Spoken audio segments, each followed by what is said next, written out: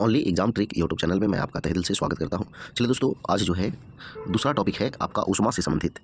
और ये जो है हम आपको रिवीजन सीरीज स्टार्ट किए हैं फिजिक्स, केमिस्ट्री और बायोलॉजी का, जो कि ऑब्जेक्टिव लूसेंट से स्टार्ट किए हैं। ये उनके लिए है जो पढ़े हुए हैं या फिर जिनको पढ़ा हुआ है, उनको तेज़ी से रिवीजन करना है। उसके लिए जो है रेलवे के आगामी एग्जामों को देखते हुए ये हम सीरीज स्टार्ट किए हैं। और इसमें सभी प्रश्न जो है इंपॉर्टेंट हैं, जो आगामी एग्जाम के लिए महत्वपूर्ण है। तो चलिए स्टार्ट करते हैं पहले क्वेश्चनों से। देखिएगा, पहला क्वेश्चन क्या कह रहा है, वस्तु को गर्म करने पर उसके अणुओं में क्या होता है, तो अणुओं की चाल बढ़ जाएगी। अगर गर्म करेंगे किसी वस्तु को तो उसकी चाल जो है क्या होगी, बढ़ जाएगी। ऑप्शन ए इसका आंसर हो जाएगा। किसी वस्तु का ताप किसका सूचक है, तो यह जो है उसके अणुओं के औसत गतिज ऊर्जा का सूचक है। ऑप्शन डी जो है इसका आंसर हो जाएगा। आगे देखिएगा, वस्तु का ताप सूचित करता है कि संपर्क करने पर ऊष्मा जो है अपेक्षाकृत कम ताप की वस्तु से उस वस्तु से प्रवाहित होती है। फिर से सुनिए, अपेक्षाकृत कम ताप की वस्तु से उस वस्तु से प्रवाहित होगी, मतलब कम ताप से जो है अधिक ताप की ओर वो प्रवाहित होगी। तो यहाँ पे ऑप्शन जो है बी इसका आंसर हो जाएगा। आगे देखिए अगला क्वेश्चन, किसी वस्तु के ताप में वृद्धि का अर्थ है कि वस्तु की ऊष्मीय ऊर्जा बढ़ गई है। तो ऑप्शन डी इसका आंसर हो जाएगा। जब किसी वस्तु को ठंडा किया जाता है तब उसके अणु जो है क्या होता है कि चाल घट जाती है। ठंडा कर जाएगा तो चाल घट जाएगा, गर्म कर जाएगा चाल बढ़ जाएगा। आगे ये ऊष्मा एक प्रकार की ऊर्जा है जिसे कार्य में बदला जा सकता है। इसका प्रत्यक्ष प्रमाण सबसे पहले किसने दिया, इसका प्रत्यक्ष प्रमाण सबसे पहले तो रमफोर्ड ने दिया। ऑप्शन बी जो है इसका आंसर होगा। आगे देखिएगा, किस वैज्ञानिक ने सर्वप्रथम बर्फ के दो टुकड़ों को आपस में घिस कर पिघला दिया, तो यह जो है आपका डेवी ने। ऑप्शन सी आंसर होगा। देखिए 8 नंबर, जब कभी कार्य ऊष्मा में बदलता है या ऊष्मा कार्य में बदलती है तो किए गए कार्य व उत्पन्न ऊष्मा का अनुपात एक स्थिरांक होता है जिसे ऊष्मा का यांत्रिक तुल्यांक कहते हैं। इसका मान होता है, तो इसका मान जो है उपयुक्त में से सभी होता है। ये सभी के सभी जो है इसका आंसर हो जाएगा। आगे देखिए 9 नंबर, कह रहा है क्या निम्न में से कौन सही है, निम्न में से कौन सही है, तो जे बराबर W/Q। ऑप्शन ए सही है। 10 नंबर क्वेश्चन, जब कुछ पानी का लगातार मंथन किया जाता है तब उसका ताप बढ़ जाता है। इस क्रिया में यांत्रिक ऊर्जा का रूपांतरण ऊष्मीय ऊर्जा में होता है। तो ऑप्शन सी इसका आंसर हो जाएगा। वाष्प इंजन में बदलते हुए जल का तापमान किस कारण से ऊंच हो सकता है, किस कारण से ऊंच हो सकता है, तो बॉयलर के अंदर उच्च दाब होता है, इसी कारण से। तो ऑप्शन सी इसका आंसर हो जाएगा। आगे देखिएगा, शीतकाल में हैंड पंप का पानी गर्म होता है। क्यों ऐसा होता है, तो पृथ्वी के भीतर तापमान वायुमंडल के तापमान से अधिक होता है, इसी कारण से ऐसा होता है। तो ऑप्शन बी इसका आंसर हो जाएगा। आगे देखिए, एसआई सिस्टम में तापमान की इकाई है, तो तापमान की इकाई है केल्विन। तो ऑप्शन ए आंसर हो जाएगा। इनमें से कौन ऊष्मा का मात्रक नहीं है, तो ऊष्मा का मात्रक कौन नहीं है, तो डिग्री सेल्सियस जो है ऊष्मा का मात्रक जो है नहीं है। आगे देखिए, ताप का एसआई मात्रक क्या है, तो ताप का जो है केल्विन होता है। ऑप्शन ए आंसर होगा। आगे देखिए, 1 किलो कैलोरी ऊष्मा का मान जो है होता है, ऊष्मा का मान होता है, तो 4.2 गुना 10 की पावर 3 जूल। तो ऑप्शन सी आंसर होगा। आगे देखिएगा, जलप्रपात के अधस्थल पर जल का तापमान ऊपर की अपेक्षा अधिक होने का कारण है, तो अधिक होने का क्या कारण है, तो गिर रहे जल की गतिज ऊर्जा ऊष्मा में बदल जाती है, इसी कारण से ऐसा होता है। तो ऑप्शन सी इसका आंसर हो जाएगा। गर्मियों में ताप 46 डिग्री सेल्सियस हो जाने पर भी ऊँट गर्मी से राहत महसूस करता है अपने शरीर के ताप को 42 डिग्री सेल्सियस तक बढ़ाकर। तो ये जो है ऑप्शन बी इसका आंसर हो जाएगा। आगे देखिएगा, बर्फ पर दाब बढ़ाने से उसका गलनांक क्या होता है, तो घट जाता है। तो ऑप्शन ए आंसर हो जाएगा। आगे देखिएगा, अगला क्वेश्चन है, गैस तापमापी द्रव तापमापियों की तुलना में ज़्यादा संवेदी होते हैं क्योंकि गैस जो है का प्रसार गुणांक अधिक होता है। तो ऑप्शन बी इसका आंसर हो जाएगा। आगे देखिएगा, 21 नंबर क्वेश्चन है, ताप युग्म तापमापी किस सिद्धांत पर आधारित होता है, तो यह जो है सीबेक के प्रभाव पर आधारित होता है। अत्यधिक ऊंचे तापों की माप की जाती है, अत्यधिक ऊंचे तापों की माप की जाती है, तो यह जो है आपका पूर्ण विकिरण उत्तापमापी। तो ऑप्शन सी इसका आंसर हो जाएगा। पूर्ण विकिरण तापमापी किस सिद्धांत पर आधारित है, तो यह जो है आपका स्टीफन के नियम पर आधारित है। ऑप्शन सी आंसर हो जाएगा। आगे देखिएगा 24 नंबर, दूर की वस्तुओं जैसे सूर्य आदि का ताप किस तापमापी के द्वारा मापा जाता है, तो पूर्ण विकिरण तापमापी। तो ऑप्शन सी आंसर हो जाएगा। कह रहा है, ठंडे देशों में पारा के स्थान पर एल्कोहल को तापमापी द्रव्य के रूप में वरीयता दी जाती है। ऐसा क्यों किया जाता है, तो एल्कोहल का द्रव्यमांक निम्नतर होता है, तो इसलिए होता है ऐसा। आ गई, विकिरण पाइरोमीटर से कितना तापक्रम नापा जा सकता है, तो ये जो है आपका 800 डिग्री सेल्सियस से ऊपर। तो ऑप्शन सी जो है इसका आंसर हो जाएगा। आगे देखिएगा 27 नंबर क्वेश्चन, थर्मोकपल यानी ताप युग्मक किसके द्वारा बनाया जाता है, किसके द्वारा जो है बनाया जाता है, तो दो असदृश धातुओं द्वारा। तो ऑप्शन सी आंसर हो जाएगा। आगे देखिए, सूर्य का ताप मापा जाता है, तो ये जो है पाइरोमीटर तापमापी द्वारा। तो ऑप्शन सी जो है इसका आंसर होगा। निम्नलिखित तापमापियों में से किसे पायरोमीटर कहा जाता है? किसे जो है पायरोमीटर कहा जाता है? तो विकिरण तापमापी को। तो ऑप्शन बी जो है आंसर होगा। अब देखिए अगला कह रहा है निम्न में से कौन जो है सही है? तो इसमें जो है आपका ऑप्शन बी जो है सही है, F-32/9 बराबर C/5। आगे, सेल्सियस तापक्रम पर जल के क्वथनांक तथा हिमांक होते हैं। क्वथनांक और हिमांक दोनों पूछ रहा है, तो यहाँ पे जो है क्वथनांक पहले होगा 100 डिग्री सेल्सियस और हिमांक होगा 0 डिग्री सेल्सियस। तो ऑप्शन बी जो है इसका आंसर होगा। कह रहा है ताप के सेल्सियस पैमाने पर परम शून्य ताप जो है होता है, तो -273 डिग्री सेल्सियस होता है। ऑप्शन डी आंसर होगा। केल्विन मान से मानव शरीर का सामान्य ताप होता है, तो 310 केल्विन होता है। ऑप्शन डी आंसर हो जाएगा। आगे देखिएगा, कौन सा तापमान सेंटीग्रेड और फ़ारेनहाइट दोनों तापक्रमों में एक समान होती है? तो -40 डिग्री सेल्सियस होता है। आगे देखिएगा, न्यूनतम संभव ताप है, तो न्यूनतम संभव ताप है -273 डिग्री सेल्सियस। तो ऑप्शन ए आंसर हो जाएगा। आगे देखिए, फ़ारेनहाइट स्केल पर किसी वस्तु का ताप 212 फ़ारेनहाइट है, तो सेल्सियस पैमाने पर उस वस्तु का ताप होगा, तो उस वस्तु का ताप जो होगा वो 100 डिग्री सेल्सियस होगा। ये तो डायरेक्ट याद करने वाला है। आगे आइए, सेल्सियस पैमाने का 0 डिग्री फ़ारेनहाइट स्केल के कितने डिग्री के बराबर होगा? कितने डिग्री के बराबर होगा? तो ये 32 डिग्री के बराबर होगा।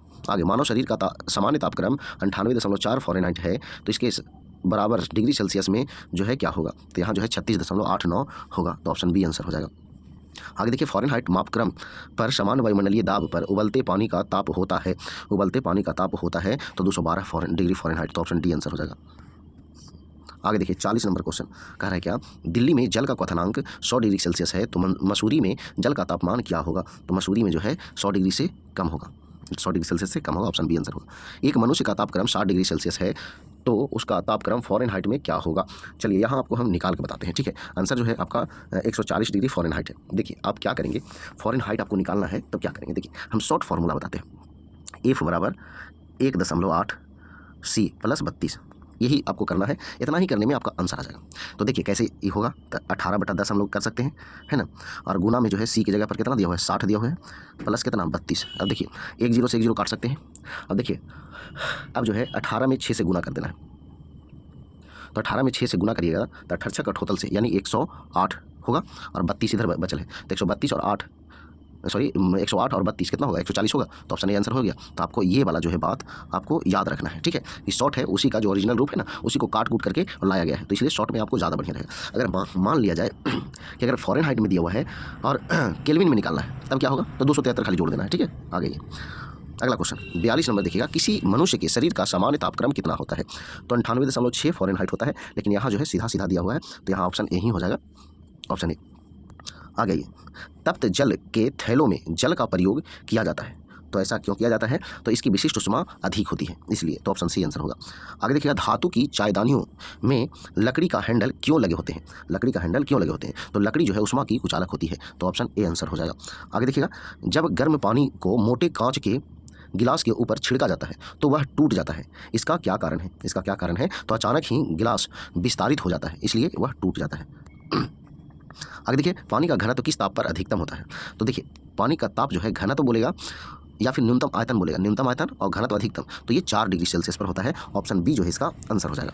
कह रहा है जब बर्फ को 0 डिग्री सेल्सियस से 10 डिग्री सेल्सियस तक गर्म किया जाता है तो जल का आयतन क्या होगा? अब देखिए बात बताने जो समझिए, ये सारे जगह प्रश्न जो है इस तरह के जब आएंगे तो आपको क्लियर हो जाएगा। देखिए हम आपको अभी बताएं कि आयतन जो है न्यूनतम कहाँ होता है, 4 डिग्री सी पर, 4 डिग्री सी पर न्यूनतम होता है। अब 0 डिग्री से चलेगा तो 0 से कहाँ जाना है 10, तो 0 1 2 3 4, तो 4 तक जो है आयतन क्या होगा, घटते जाएगा, और उसके बाद 4 से फिर बढ़ना शुरू होगा। तो इसमें आंसर क्या होगा, पहले जो है कम होगी और उसके बाद जो है बढ़ेगा। तो यहाँ आंसर जो है आपका ऑप्शन डी हो जाएगा। बात समझिए, सभी में ऐसा ही ध्यान लगाना है। घना तो बोलेगा तो भी ऐसा ही, उसमें अधिकतम होता है 4 डिग्री पर, तो बाकी समझ गए होंगे आप।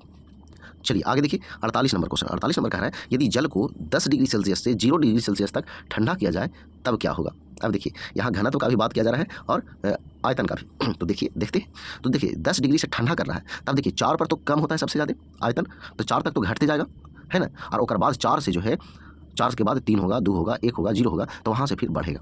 बात समझिए, तो जल का आयतन 4 डिग्री सेल्सियस तक जो है कम होगा और फिर बढ़ेगा, तो यहाँ पे जो है ऑप्शन ए ही जो है इसका आंसर हो जाएगा। बात समझिए, अगर घनत्व की बात करता तो 4 डिग्री सेल्सियस पर अधिकतम होता है, तो ये घटते जाता पहले शुरू में, और फिर उधर जो है शुरू में जो है 4 डिग्री सी तक बढ़ते जाता, और बाद फिर वहाँ से घटते जाता, तो इसका अपोजिट वाला होगा। बात समझे। चलिए आगे बढ़ते हैं। साइकिल के ट्यूब अधिकांशतः गर्मियों में क्यों फटते हैं? गर्मियों में क्यों फटते हैं? तो गर्मी के कारण ट्यूब फट जाता है।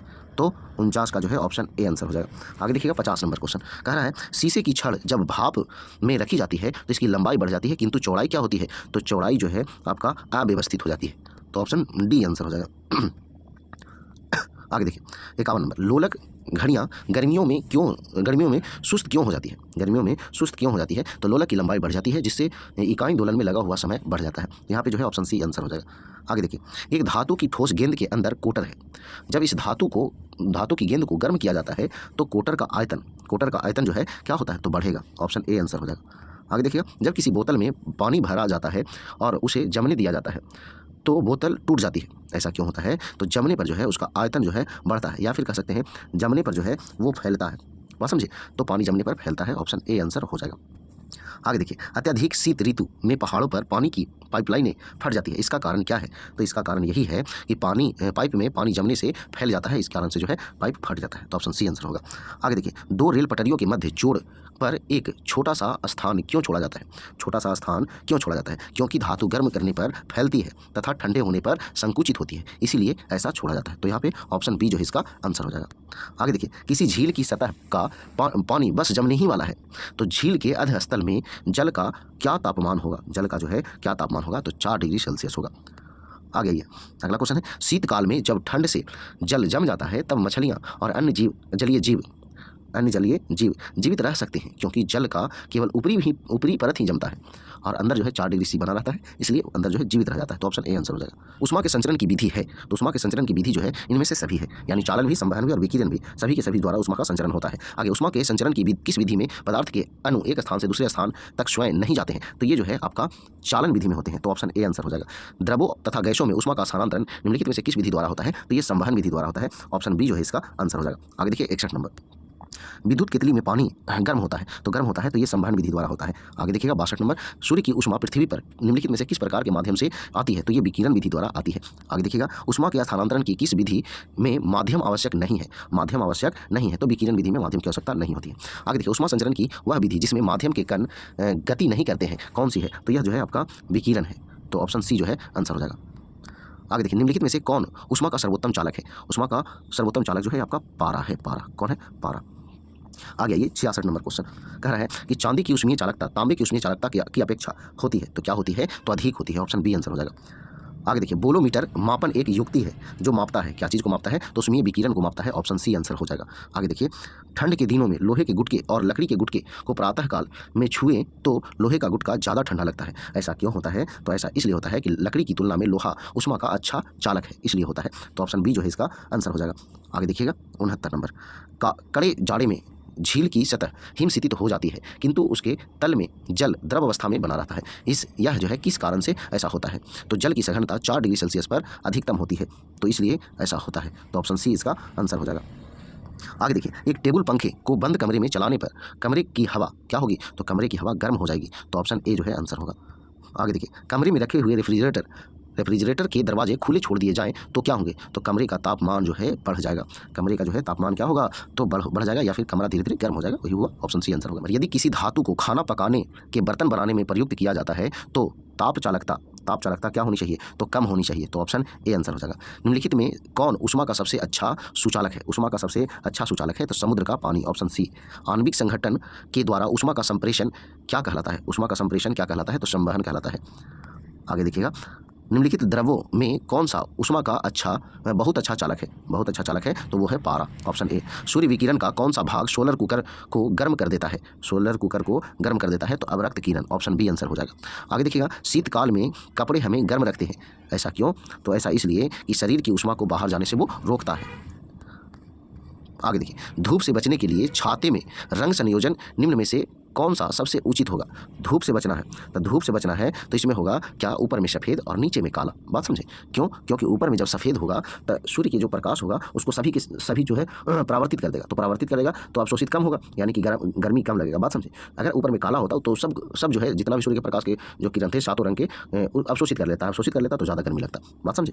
आगे आइए 79 नंबर, अफ्रीका की काली त्वचा वाले व्यक्ति ब्रिटेन के सफ़ेद त्वचा वाले व्यक्ति की तुलना में अधिक गर्मी महसूस करते हैं। तो ऑप्शन ए जो है इसका आंसर हो जाएगा। मतलब कि ये जो काली त्वचा वाले लोग होते हैं वो ज़्यादा गर्मी महसूस करते हैं। वही कह रहा है कि अफ्रीका की काली त्वचा वाले व्यक्ति ब्रिटेन की सफ़ेद त्वचा वाले व्यक्ति की तुलना में अधिक गर्मी महसूस करते हैं। चलिए आगे बढ़ते हैं। अगला जो है कह रहा है सुबह का सूरज इतना गर्म नहीं होता जितना दोपहर का। तो ऐसा क्या होता है? तो सुबह के समय सूरज की किरणों को अंतरिक्ष में अधिक दूरी तय करनी पड़ती है। मतलब कि ये कि जब सूर्योदय होता है उस समय जो है उनको दूरी ज़्यादा तय करनी होती है, यानी तिरछी होती है, और जब दोपहर होती है तो वो सीधा होती है, इसलिए कम दूरी तय करना पड़ता है, इसलिए जो है ताप जो है अधिक होता है दोपहर में। आगे देखिए 81 नंबर क्वेश्चन कह रहा है कि काले वस्त्रों के मुकाबले श्वेत वस्त्र शीतल क्यों होते हैं? तो देखिएगा उनके पास जो भी प्रकाश पहुंचता है उसे वे परावर्तित करते हैं, इसलिए ऐसा होता है। आगे देखिएगा ऊनी कपड़े सूती वस्त्रों की अपेक्षा गर्म होते हैं क्योंकि वे जो होते हैं ताप के अच्छे रोधक होते हैं। तो यहाँ ऑप्शन डी जो है इसका आंसर हो जाएगा। आगे देखिए उबलते जल द्वारा जलने की तुलना में भाप द्वारा जलना अधिक कष्टदायक होता है। तो क्या होता है? तो भाप में गुप्त ताप या गुप्त ऊष्मा होता है, इसलिए ऐसा होता है। आगे देखिए वायुमंडल में आर्द्रता की उपस्थिति एक ऐसे स्टील के गिलास की बाह्य सतह पर जल की बूंदें देखकर सुनिश्चित की जाती है जो भरा हो क्या चीज़ से? तो ठंडे जल से। तो ऑप्शन सी आंसर हो जाएगा।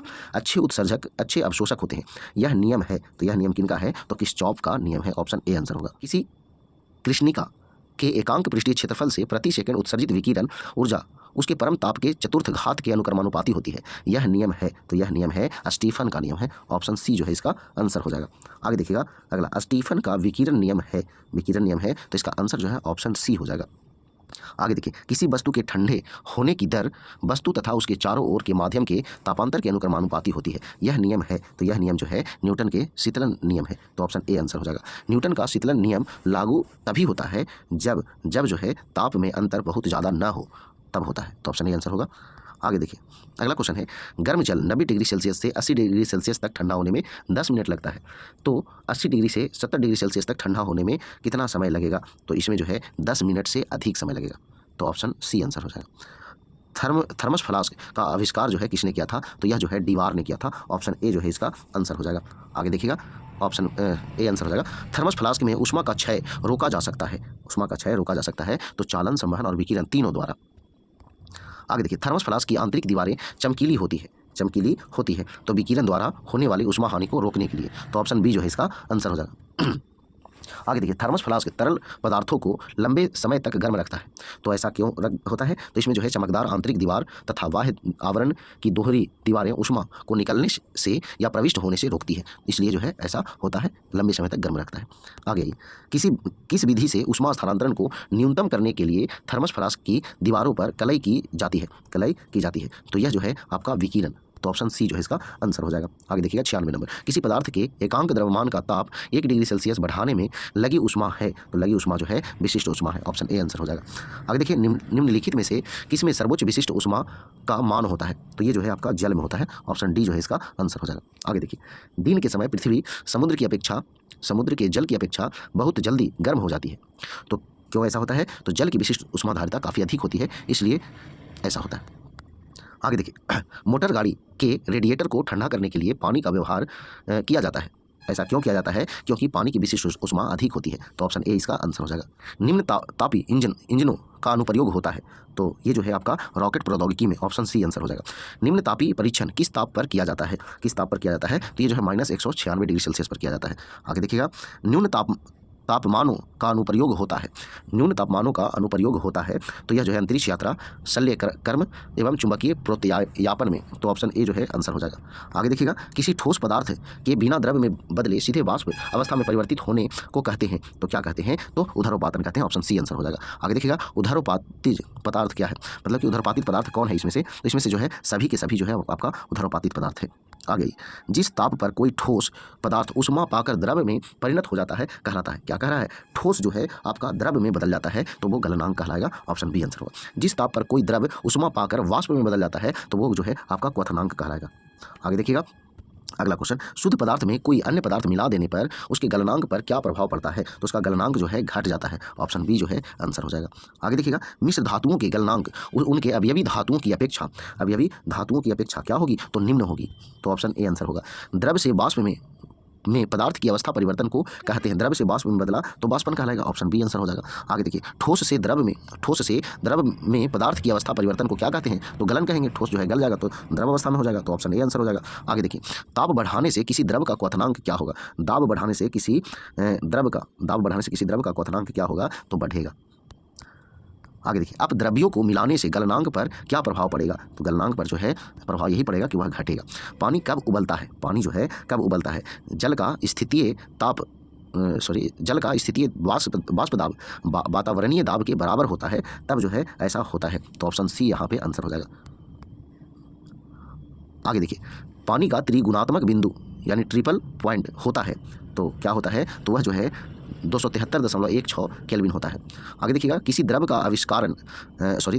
का वाष्पीकरण होने से उसका तापमान क्या होगा? तो उसका तापमान जो है घटेगा। Option B answer. वह ताप जिस पर बर्फ पानी और वाष्प संतुलन में रहता है कहा जाता है, तो क्या कहा जाता है? तो त्रिक बिंदु कहा जाता है। ऑप्शन डी आंसर होगा। वाष्पीकरण की दर निर्भर नहीं करती है, किस पर निर्भर नहीं करती है? तो द्रव्य की संपूर्ण मात्रा पर निर्भर नहीं करती है, तो ऑप्शन सी इसका आंसर हो जाएगा। चावल को पकाने में कहाँ अधिक समय लगेगा? तो माउंट एवरेस्ट पर अधिक समय लगेगा, तो ऑप्शन डी यहाँ आंसर हो जाएगा। आगे देखिएगा, किसी निश्चित द्रव्य के लिए वाष्पन की दर निर्भर करती है तो उपयुक्त सभी कारकों पर, मतलब कि द्रव्य के ताप पर, वायु के ताप पर, द्रव्य की खुली सतह के क्षेत्रफल पर, तो सभी पर जो है ये निर्भर करेगी, तो ऑप्शन डी जो है आपका आंसर हो जाएगा।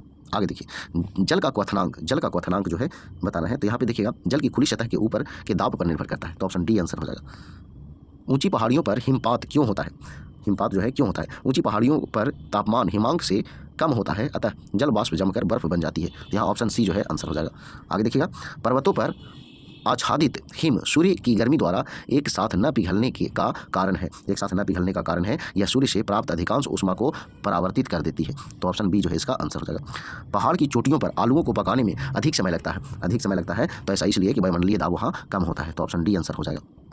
आगे देखिएगा, तेज हवा वाली रात्रि में ओस नहीं बनते हैं, इसका कारण क्या है? तो वाष्पीकरण की दर तेज होती है, तो ऑप्शन ए जो है आंसर हो जाएगा। ठोस कपूर से कपूर वाष्प बनने की प्रक्रिया को क्या कहते हैं? तो ऊर्ध्वपातन कहते हैं, ऑप्शन डी जो है इसका आंसर हो जाएगा। आगे देखिएगा, 126 नंबर, गर्मी के दिनों के दौरान मिट्टी के बर्तन में रखा पानी ठंडा हो जाता है, निम्नलिखित समृद्ध के कारण, मतलब किसके कारण ऐसा होता है? तो वाष्पीकरण के कारण ऐसा होता है, ऑप्शन डी आंसर हो जाएगा।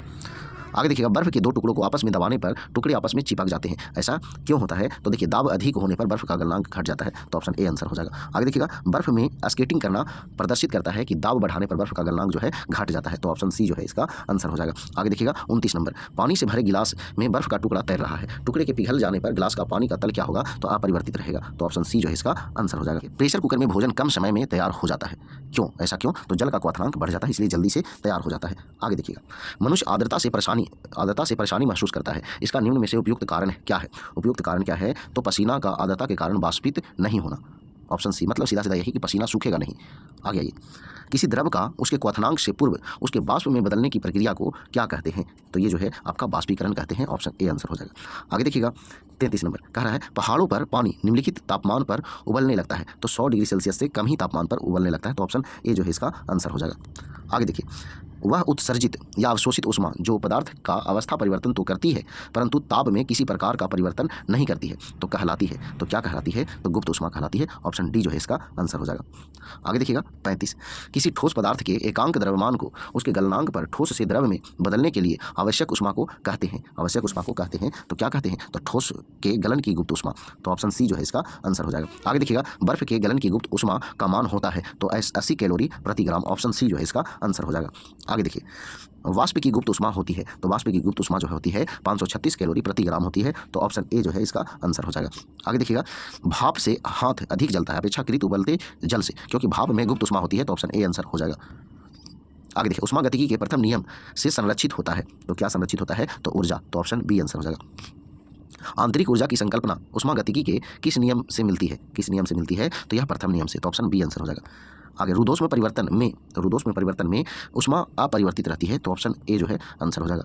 आगे, समतापीय परिवर्तन में क्या होता है? तो ताप अपरिवर्तित रहता है, तो ऑप्शन बी आंसर हो जाएगा। आगे देखिएगा, रेफ्रिजरेटर में थर्मोस्टेट का कार्य है, तो थर्मोस्टेट का कार्य क्या है? तो यह एक समान तापमान बनाए रखना इसका काम है, तो ऑप्शन सी जो है इसका आंसर हो जाएगा। आगे देखिएगा, ताप गतिकी का प्रथम नियम सामान्यतः किससे संबंधित मामला है? तो किससे संबंधित मामला है? तो यह ऊर्जा के संरक्षण के नियम से, तो ऑप्शन बी जो है इसका आंसर हो जाएगा। सूर्य की सतह का ताप होता है, का ताप होता है तो यह जो है 6000 डिग्री केल्विन 6000 केल्विन। ठीक है, आ गई। जब पानी में नमक मिलाया जाता है तो निम्नलिखित में से कौन सा परिवर्तन होता है? तो कौन सा परिवर्तन होता है? क्वथनांक जो है बढ़ता है जबकि जमाव बिंदु घटता है। तो ऑप्शन ए जो है आंसर होगा।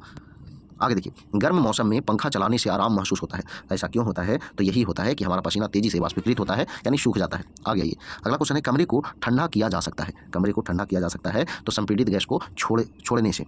ऑप्शन बी आंसर होगा। कोई पिंड ऊष्मा का सबसे अधिक अवशोषक करता है जब वह हो तो कैसा होगा? काला और खुरदरा होगा तब। आगे, किस बिंदु पर फ़ारेनहाइट तापक्रम सेंटीग्रेड तापक्रम का दुगना होता है? तो देखिए, दुगना वाला भी पूछता है और एक जो है बराबर वाला भी पूछता है। तो दुगना होता है 160 डिग्री फ़ारेनहाइट पर और 40 डिग्री पर दोनों बराबर होता है। आगे देखिए, अगला क्वेश्चन है, थर्मामीटरों में आमतौर पर पारद का प्रयोग किया जाता है। ऐसा क्यों किया जाता है? तो ऐसा इसलिए किया जाता है कि उच्च चालकता होती है पारा की। तो ऑप्शन सी जो है इसका आंसर हो जाएगा। आगे देखिए, अशुद्धियों के कारण द्रव का क्वथनांक क्या होता है? तो द्रव का क्वथनांक जो है आपका बढ़ जाता है। तो ऑप्शन ए जो है इसका आंसर हो जाएगा। एक स्वस्थ मनुष्य के शरीर का ताप होता है तो 37 डिग्री सेल्सियस होता है। ऑप्शन सी जो है आंसर हो जाएगा। आगे देखिएगा, 54 नंबर कह रहा है, प्रेशर कुकर में खाना कम समय में पकता है। ऐसा क्यों होता है? तो अधिक दाब के कारण उबलते पानी का ताप बढ़ जाता है, इसलिए ऐसा होता है। तो ऑप्शन सी इसका आंसर हो जाएगा। आगे देखिएगा, 55 नंबर कह रहा है, किसी वस्तु की विशिष्ट ऊष्मा किस पर निर्भर करती है? तो किस पर निर्भर करती है? तो पिंड के द्रव्य पर निर्भर करती है। ऑप्शन ए जो है इसका आंसर हो जाएगा। आगे देखिए, गर्मियों में सफ़ेद कपड़े पहनना आरामदेह है, क्यों? ऐसा क्यों होता है? तो देखिएगा, ये अपने ऊपर पड़ने वाली सभी ऊष्मा को परावर्तित कर देते हैं, इसलिए जो है आरामदेह होता है। तो ऑप्शन ए जो है यहाँ पे आंसर हो जाएगा। आगे देखिएगा, अगला क्वेश्चन, खाना पकाने के बर्तनों के नीचे का बाहरी हिस्सा काला क्यों छोड़ा जाता है? काला क्यों छोड़ा जाता है? काली सतह ऊष्मा की अच्छी अवशोषक होती है, इसलिए छोड़ा जाता है। Option D answer. देखिए, एक श्वेत और चिकनी सतह कैसी होती है? एक श्वेत और चिकनी सतह जो है कैसी होती है? ताप का खराब अवशोषक और अच्छी परावर्तक। तो ऑप्शन सी जो है इसका आंसर हो जाएगा। आगे देखिएगा, 159 नंबर। देखिए, 159 नंबर क्या कह रहा है, निम्न में से कौन सा कथन सही नहीं है? सही नहीं है, तो कौन सा कथन सही नहीं है? तो ऑप्शन सी सही नहीं है। एयर कंडीशनर आर्द्रता नियंत्रित करता है परंतु एयर कूलर आर्द्रता नियंत्रित नहीं करता है, तो यही गलत कह रहा है। आगे देखिए, 160 नंबर, एक थर्मामीटर जो 2000 डिग्री सेल्सियस मापने हेतु प्रयुक्त हो वह है, तो वह कौन है? तो वह जो है पूर्ण विकिरण पायरोमीटर है। तो ऑप्शन सी आंसर हो जाएगा। आगे देखिएगा, जब सीले बिस्कुटों को थोड़ी देर के लिए फ्रिज के अंदर रखा जाता है तो वह कुरकुरे हो जाते हैं। ऐसा क्यों हो जाता है? तो यह जो है फ्रिज के अंदर आर्द्रता कम होती है और इसलिए अतिरिक्त नमी अवशोषित हो जाती है, तो इसीलिए कुरकुरे हो जाते हैं।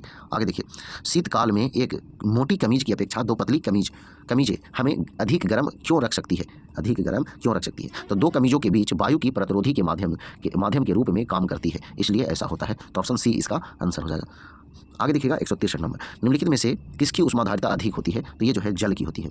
आगे देखिएगा, यदि किसी स्थान के तापमान में सहसा वृद्धि होती है तो आपेक्षिक आर्द्रता क्या होगा? तो आपेक्षिक आर्द्रता जो है वो घटती है। ऑप्शन बी जो है इसका आंसर हो जाएगा। आगे देखिएगा, सेल्सियस के माप का कौन सा तापक्रम 300 केल्विन के बराबर है? 300 केल्विन के बराबर है, तो यह जो है आपका 27 डिग्री सेल्सियस जो है 300 केल्विन के बराबर है। तो ऑप्शन बी जो है इसका आंसर है। बिना किसी ताप परिवर्तन के किसी पदार्थ को द्रव से गैस में परिवर्तित करने के लिए अपेक्षित ऊष्मा को किसकी गुप्त ऊष्मा कहा जाता है? किसकी जो है गुप्त ऊष्मा कहा जाता है? तो वाष्पन की गुप्त ऊष्मा कहा जाता है। ऑप्शन ए जो है आंसर हो जाएगा। ब्लैक बॉडी किसकी विकिरण को अवशोषित कर सकती है? तो केवल उच्च तरंगदैर्घ्य के। तो ऑप्शन सी आंसर हो जाएगा।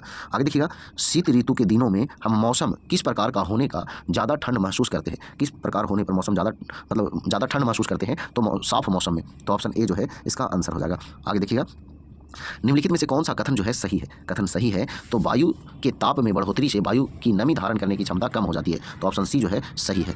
आगे देखिएगा, 70 नंबर क्वेश्चन, 70 नंबर जो है कह रहा है, बर्फ को बुरादे में पैक क्यों किया जाता है?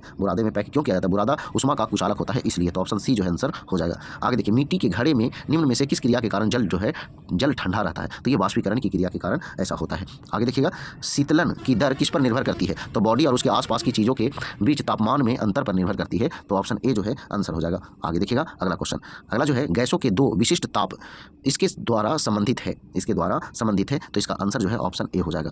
आगे देखिएगा, जो कि आखिरी क्वेश्चन है, पसीना शरीर को ठंडा करता है क्योंकि जो है वाष्पीकरण के लिए गुप्त ऊष्मा की आवश्यकता होती है। तो ऑप्शन बी जो है इसका आंसर होगा। तो चलिए दोस्तों, इसमें जो है आपका ऊष्मा से जुड़ा हुआ सभी प्रश्न जो है आपको दिए और ये सभी जो है रिवीजन के उद्देश्य से दे रहे हैं। अगर वीडियो पसंद आता है तो वीडियो को लाइक करें, दोस्तों शेयर करें। तो आज इतना ही। जय हिंद, जय भारत, वंदे मातरम।